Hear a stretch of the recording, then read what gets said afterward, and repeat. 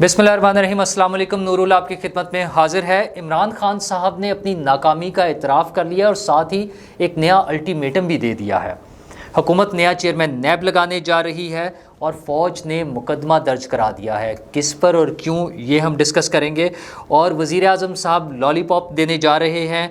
मरीम नवाज़ साहिबा supreme court के सामने खुल कर खड़ी हो गई हैं और इसमें इरफान कादिर साहब भी अपना रोल प्ले कर रहे हैं। और हमें सस्ता तेल क्यों नहीं मिला ये बता रहे हैं परवेज़ इलाही साहब, और उनके साहबजादे मुनस इलाही साहब तो गालम गलोच पर उतर आए हैं। वो किसको गालियाँ बक रहे हैं और पीटीआई के लोगों के इस्तीफ़े मंजूर करने का हुकूमत का क्या प्लान है। सबसे पहले इमरान खान साहब के हवाले से बात करें तो इमरान खान साहब ने आज एक प्रेस कॉन्फ्रेंस किया है। एक तो वो शिकस्त खुर्दा शख्स अपने रवैये से और अपने बॉडी लैंग्वेज से नज़र आते हैं। दूसरा, उनके साथ उनके दोस्त भी नहीं नज़र आए। आज तो जो उनकी मेन लीडरशिप है, असद उमर साहब हैं, शाह महमूद कुरैशी साहब हैं, इनमें से कोई भी नहीं नज़र आया। और उनका रवैया उस कॉन्फ्रेंस के आखिर में अगर आप देखें तो प्रेस कॉन्फ्रेंस के आखिर में जब उनसे एक सवाल किया गया, एक सवाल जो कि उनकी मंशा के ख़िलाफ़ था या जैसे वो चाह रहे थे उसके ख़िलाफ़ था, तो उन्होंने उसका जवाब देने के बजाय उठकर चले गए। खैर, उन्होंने जो बातें की हम अगर उसका भी जिक्र कर ले तो एक तो उन्होंने अपनी नाकामी का एतराफ़ किया, वो ये था कि हमारी तैयारी बिल्कुल नहीं थी। अच्छा, ये तो वो जिस दिन से उनकी हुकूमत गई थी उसके बाद से वो तैयारियां शुरू कर दी थी उन्होंने, और पिछले 10-15 दिन से तो भरपूर तैयारियां थी कि मैं डेट दे रहा हूँ, अब सब लोग तैयारी करें, आपने आना है, इस्लामाबाद आना है और हम इनकलाब ले आएंगे और हुकूमत को तब्दील किए बगैर हम नहीं जाएंगे। अब जब हम आएंगे तो तैयारी के साथ आएंगे, भरपूर तैयारी के साथ आएंगे। तो वो वैसे तो पहला सवाल तो ये बनता है कि तैयारी क्यों नहीं थी। अच्छा, फिर उनको कुछ लोगों ने धोखा दे दिया, उनके बकौल उनको ट्रक की बत्ती के पीछे लगाया हुआ था। इसका मतलब है वो तैयारी करने की बजाय किसी डील का इंतजार कर रहे थे, किसी तरफ से इशारे का इंतजार कर रहे थे, जबकि आज वो कह रहे हैं कि मेरी इस्टेब्लिशमेंट से कोई डील नहीं हुई है।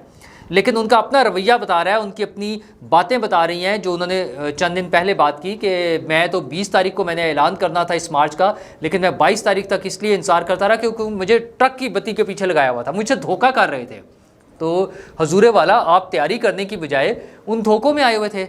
आप लोगों की तरफ से आप कोई गैबी इमदाद के मुंतज़र थे, वो जब आपको नहीं मिली तो आप सड़कों पर आ गए। और अब आपका ख्याल है कंटेनर तैयार किए, इतने बड़े बड़े कंटेनर तो ऐसे ही तो नहीं तैयार हो जाते थे, वो सारे तैयार किए। फिर आपने हेलीकॉप्टर का भी इंतज़ाम आपके पास मौजूद था, चूँकि अपना हेलीकॉप्टर है, बाप का माल जो आप बताते थे लोगों को, तो वो अगर केपी हुकूमत का हेलीकॉप्टर है तो वो ज़ाहिर है बाप का माल है ना, जो मर्ज़ी इस्तेमाल कर ले, यानी इमरान खान साहब भी इस्तेमाल कर लें। खैर, उन्होंने कहा कि जो हमें तो पता ही नहीं चला सुप्रीम कोर्ट ने क्या डिसीजन किया, हम तो सुप्रीम कोर्ट के डिसीजन से समझे, बल्कि उन्होंने ये भी नहीं कहा कि पता नहीं चला, उन्होंने कहा सुप्रीम कोर्ट के डिसीजन से हम ये समझे कि तमाम रुकावटें हटा ली गई हैं, इसलिए हम चल पड़े।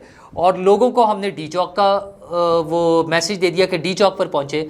तो डी चौक से तो मना किया गया था, पहले दिन से मना था।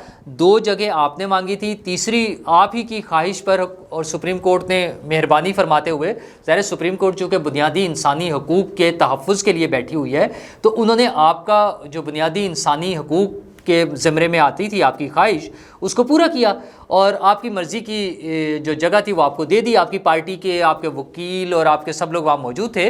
तो फिर किस बात की आपको गलत फहमी थी? फिर डी चौक का आपने पैगाम क्यों दिया? खैर, उसकी जस्टिफिकेशन आ गई है, चीफ जस्टिस साहब ने बता दिया है कि शायद इमरान खान साहब को गलत बताया गया हो। तो चीफ जस्टिस साहब से दरख्वास्त है कि एक तो अभी भी बता दें, क्योंकि इमरान खान साहब को तो अभी भी नहीं समझ आई, वो दोबारा आने की बात कर रहे हैं। वो कह रहे हैं कि 6 दिन का अल्टीमेटम दे रहा हूँ हुकूमत को भी, इस्टेब्लिशमेंट को भी, सबके खिलाफ। उन्होंने तो सबके खिलाफ ऐलान जंग किया हुआ है और अपनी इस जंग को, जो कि सीधी सी इक़्तिदार की जंग है, सियासत है, तो तमाम पार्टीज़ को हक हासिल है, ज़ाहिर पॉलिटिकल पार्टीज़ की ये ख्वाहिश होती है कि वो इक़्तिदार में आ जाएं और जो इक़्तिदार में हुकूमत है उसको तब्दील करके, उसको गिरा कर या इंतखाबात का इंतज़ार कर लें, इंतखाबात में इलेक्शन में लड़ कर उनसे जीत कर आ जाएं।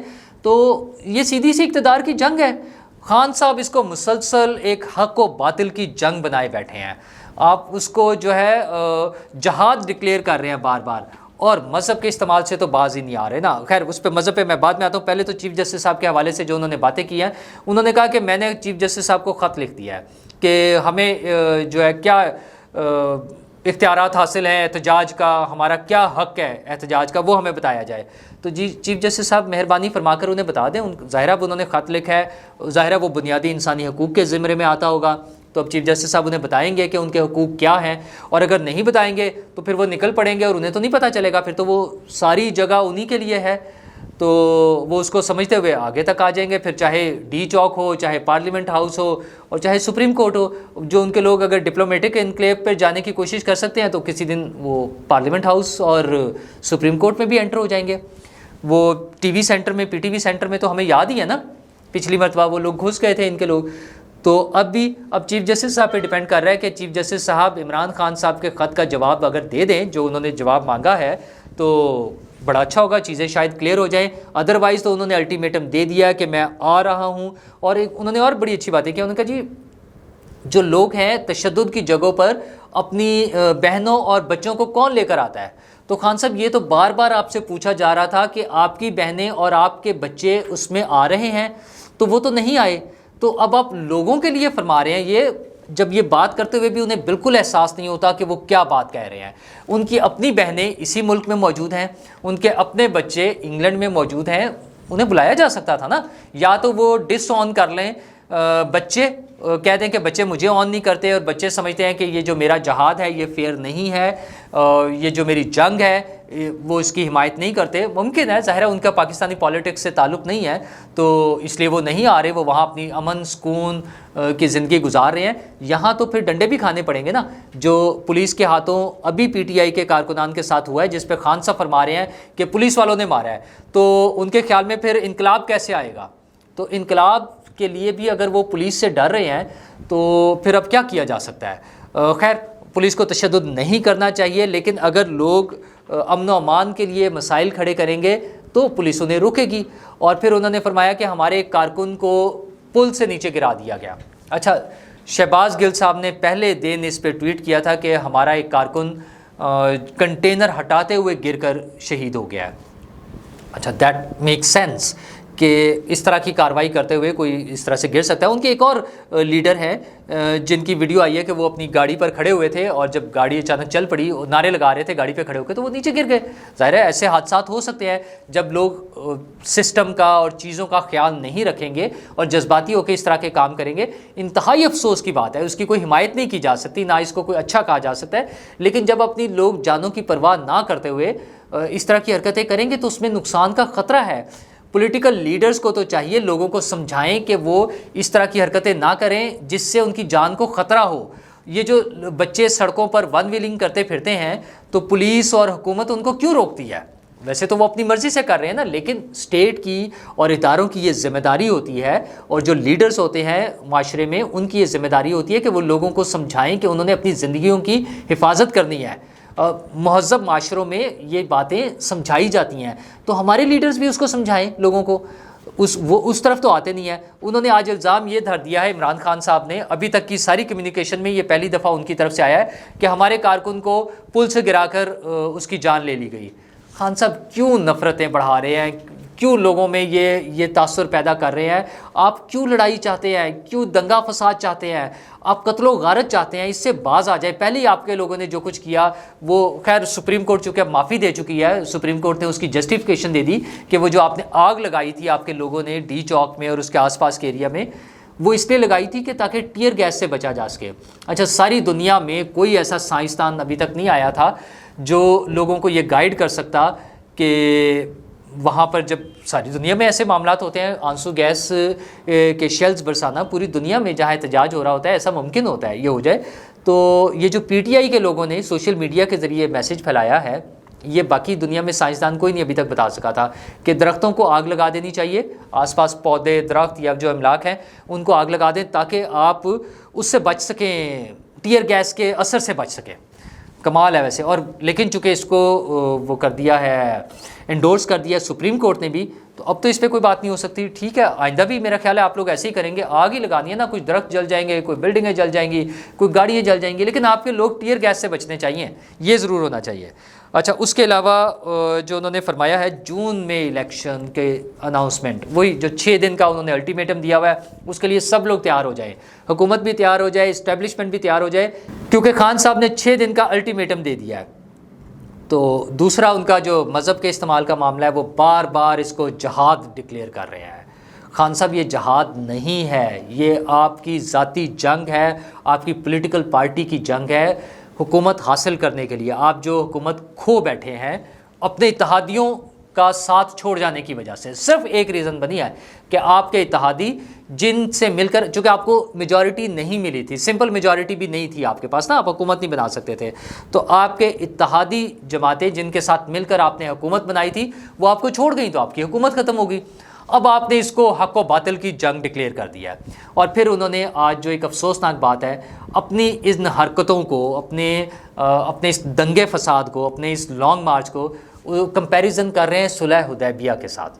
اچھا، انہیں یہ کہنا تو نہیں آتا، جس طرح اور بہت سے خاتم النبیین اور آج تک انہیں صلی اللہ علیہ وآلہ وسلم نہیں کہنا آتا، اور بھی بہت سی چیزیں ہیں، لیکن چونکہ انہیں شوق ہے مذہب کارڈ استعمال کرنے کا اور اپنے آپ کو بہت بڑا مذہبی لیڈر شو کرنے کا، تو آج انہوں نے صلح حدیبیہ کا بھی ذکر کیا، پہلے بھی کچھ دن پہلے بھی کیا انہوں نے اسی حوالے سے۔ تو انہوں نے کہا صلح حدیبہ جو ہے اس کا ریفرنس دیا انہوں نے کہا کہ نبی کریم صلی اللہ علیہ وسلم کے جو ساتھی تھے اس وقت، وہ جانا چاہ رہے تھے آگے، لیکن نبی کریم صلی اللہ علیہ وسلم نے منع کیا اور انہوں نے روک لیا صلح حدیبیہ کے بعد، چونکہ ان کے سامنے بڑا ٹارگٹ تھا، وہ بڑے ٹارگٹ کو اچیو کرنا چاہتے تھے، تو چھوٹی فتح کی بجائے وہ بڑا چاہ رہے تھے مقصد حاصل کرنا، تو اس لیے انہوں نے روک لیا۔ تو میں بڑا ٹارگٹ اچیو کرنا چاہتا ہوں اور چھوٹے مقاصد کو چھوڑ کر، اس لیے میں اس دن رک گیا ہوں اور میں واپس آ گیا ہوں۔ خان صاحب، آپ بہت بڑے لیڈر ہیں، آپ کے ہاتھ میں تسبیح بھی ہم نے دیکھی ہے، آپ نے سڑکوں پہ کھڑے ہو کے اپنی نماز پڑھنے کی تصاویر بھی ریلیز کی، ہم ساری باتیں ماننے کو تیار ہیں۔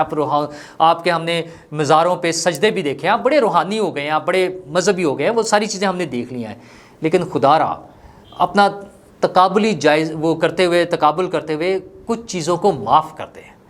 ہم لوگوں کی اتنی اوقات نہیں ہے کہ ہم ان ہستیوں اور ان واقعات کے ساتھ اپنے اعمال کو، اپنے کرتوتوں کو ان کے ساتھ مقابلہ کرانا شروع کر دیں۔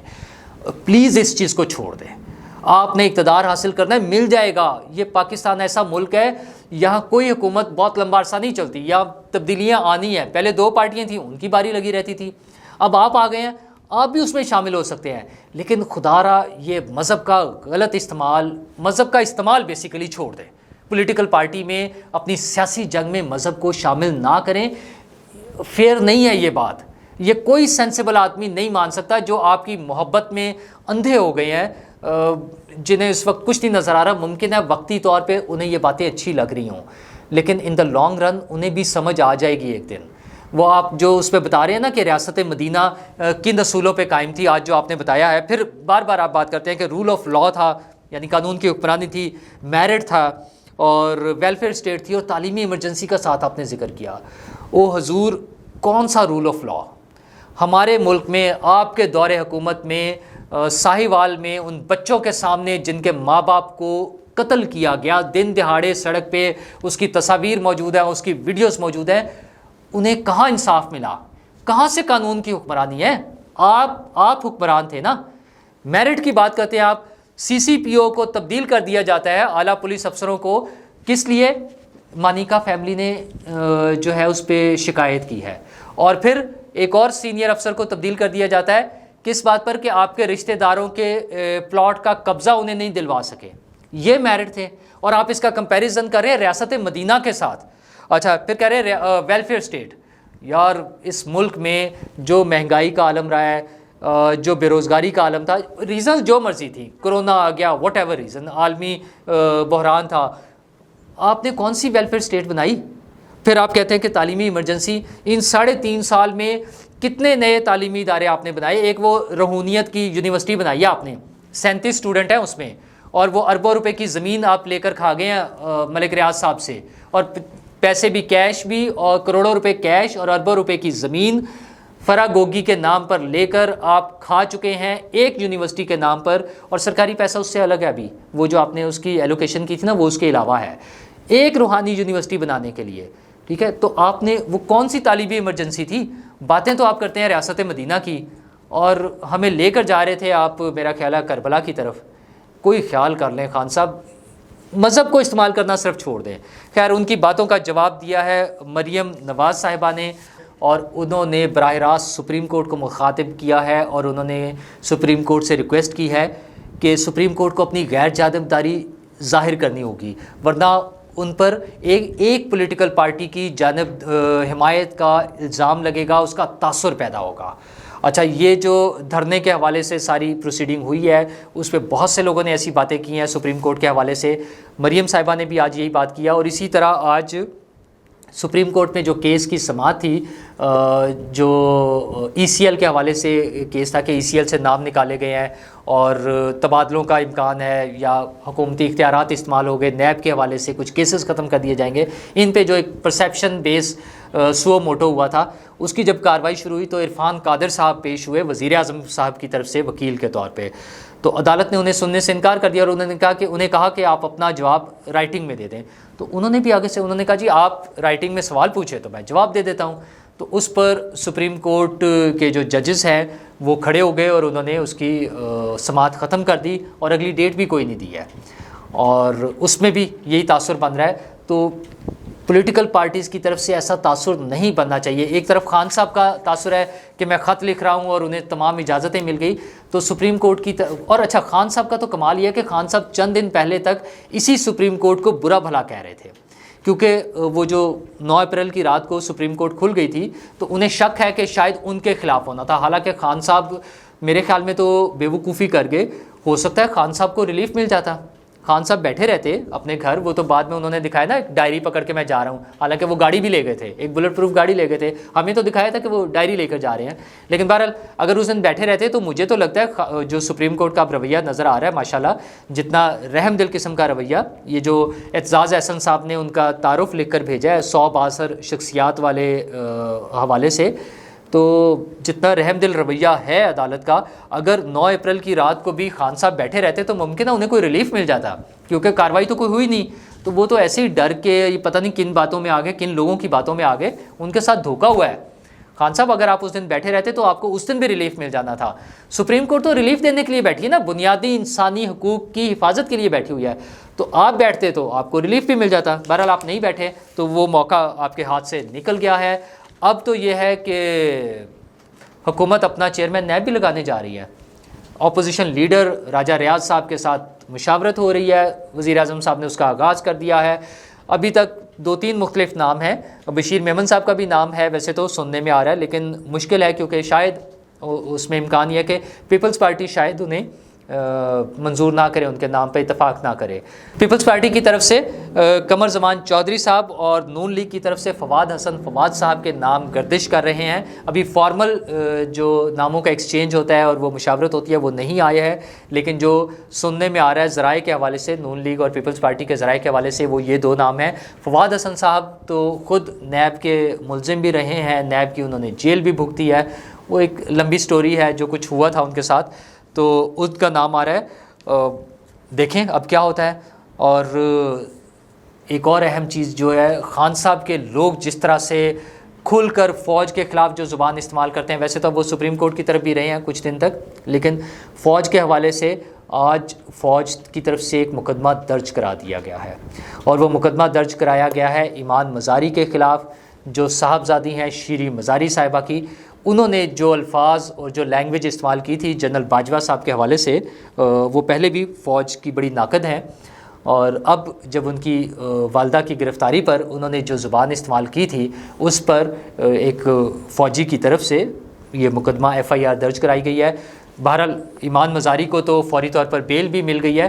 اچھا، اس میں اب خوبصورتی یہ ہے کہ اگر ہمارے لاء کے مطابق فوج کے حوالے سے ایبیوسو لینگویج استعمال کرنا جرم ہے، تو اس میں انہوں نے قانونی طریقہ اختیار کیا، ان کے خلاف FIR کٹوائی ہے، اور اس FIR پر عدالت میں گئی ہیں ایمان مزاری، اور انہیں وہاں سے بیل مل گئی ہے. اچھا، اس پہ جو ڈیو پروسیس ہے وہ پورا ہو کر عدالتی کارروائی ہونی چاہیے، اور اس میں جو آئین اور قانون کے مطابق ہے وہ ہونا چاہیے. اچھا، اگر آئین اور قانون پر کسی کو اعتراض ہے تو پھر وہ پولیٹیکل پارٹیز اعتراض کرتی ہیں. پولیٹیکل پارٹیز میں نون لیگ اور پیپلز پارٹی اب اسمبلی میں موجود ہے، اور اس سے پہلے ایمان مزاری صاحبہ کی والدہ صاحبہ، ان کی حکومت یعنی پی ٹی آئی کی حکومت وہاں پر موجود تھی۔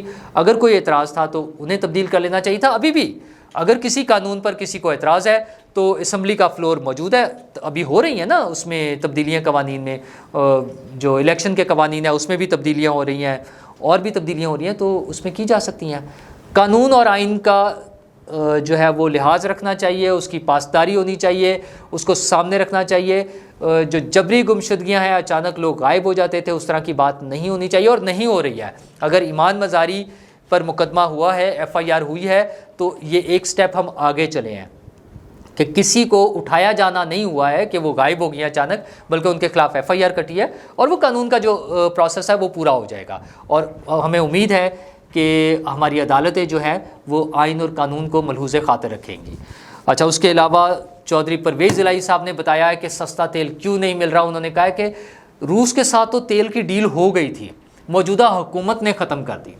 اچھا یار، خود پی ٹی آئی اور خود عمران خان صاحب نے کبھی یہ بات نہیں کی کہ ہماری کوئی ڈیل ہو گئی تھی، زبانی باتیں تھی، کوئی ڈیل نہیں ہوئی تھی، کہاں سے تیل سستا ملنا تھا آپ کو۔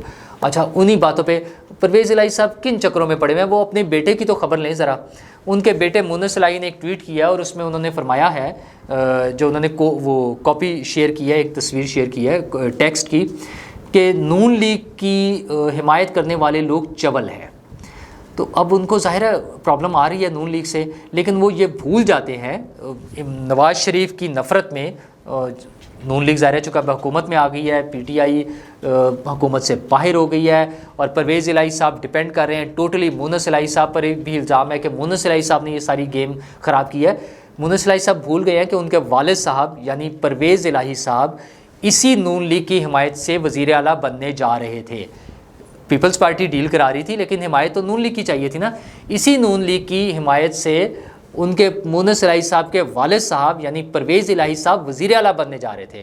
تو کیا پرویز الہی صاحب اس بات کو انڈورس کرتے ہیں اپنے صاحبزادے کی کہ نون لیگ کی حمایت کرنے والے لوگ چول ہیں؟ کیونکہ وہ اس کیٹیگری میں خود بھی آتے ہیں، اور نہ صرف وہ آتے ہیں، مونس الہی صاحب کو سوچنا چاہیے کہ ان کے اپنے انکل چودھری شجاعت صاحب المعروف مٹی پاؤ اور ان کے کزن، وہ نون لیگ کی حکومت میں شامل ہیں، نون لیگ کی حمایت کر رہے ہیں، تو کیا وہ انہیں بھی چول سمجھتے ہیں؟ ہمارے سیاسی لیڈروں کو چاہیے کہ وہ زبان اپنی جو بھی استعمال کرتے ہیں اس کے بارے میں تھوڑا سا لحاظ رکھیں۔ عام سیاسی کارکن تو جو کرتے ہیں انہیں بھی ٹریننگ دینی چاہیے، انہیں بھی سمجھانا چاہیے کہ ان کی زبان صاف ہونی چاہیے، گالم گلوچ نہیں کرنا چاہیے۔ لیکن جو لیڈرز بن گئے ہیں، جو بڑے لیڈر بن گئے ہیں، مونس الہی صاحب وزیر، وفاقی وزیر تھے یار، انہیں تو کم از کم کوئی خیال کرنا چاہیے۔ جب وہ نون لیگ کی حمایت کرنے والوں کو چول کہہ رہے ہیں تو کیا وہ اپنے والد صاحب، اپنے انکل اور اپنے کزن کو بھی اس کیٹیگری میں شامل کر رہے ہیں؟ مونس الہی صاحب کو اس بات کا جواب ضرور دے دیجیے گا۔ خیر، پرویز الہی صاحب بھی اس بات کا جواب دے سکتے ہیں۔ اور وزیر اعظم صاحب آج ایک لالی پاپ دینے جا رہے ہیں، کچھ چیزوں کو کچھ کلاس کے لیے کارڈ کے ذریعے سستا کرنے کا وہ شاید اعلان کر دیں، اس کا ہم اس پہ بعد میں تفصیل سے بات کر لیں گے۔ اور حکومت نے پلان یہ کیا ہے کہ پی ٹی آئی کے لوگوں کے استعفے منظور کر لیے جائیں۔ قومی اسمبلی میں جیسے شاہ محمود قریشی صاحب ہیں، فواد چودھری صاحب ہیں، اور پی ٹی آئی کے وہ لوگ جو پی ٹی آئی چھوڑ کر کسی دوسری پارٹی سے ٹکٹ لینا چاہ رہے ہیں، ان سب لوگوں کو بلا کر ان کے استعفے منظور کر کے ضمنی الیکشن کرا دیا جائے۔ تو خان صاحب پھر کیسے بھاگیں گے؟ وہ جو عوامی رائے اور عوامی سمندر کا بیان دے رہے ہیں، تو وہ پھر انہیں الیکشن لڑنا پڑے گا۔ ویسے تو ابھی صوبائی اسمبلی کا بھی 17 جولائی کو الیکشن آ رہا ہے، 20 سیٹیں ہیں صوبائی اسمبلی کی۔ خان صاحب کو لگ پتہ جائے گا عوام کا مزاج کیا ہے، عوام کا رسپانس کیا ہے۔ تو انتظار کرتے ہیں کہ وزیر اعظم صاحب کیا لالی پاپ دیتے ہیں، کیا اناؤنسمنٹ کرتے ہیں، اور پی ٹی آئی اپنا کیا لاہے عمل مزید پیش کرتی ہے۔ شکریہ۔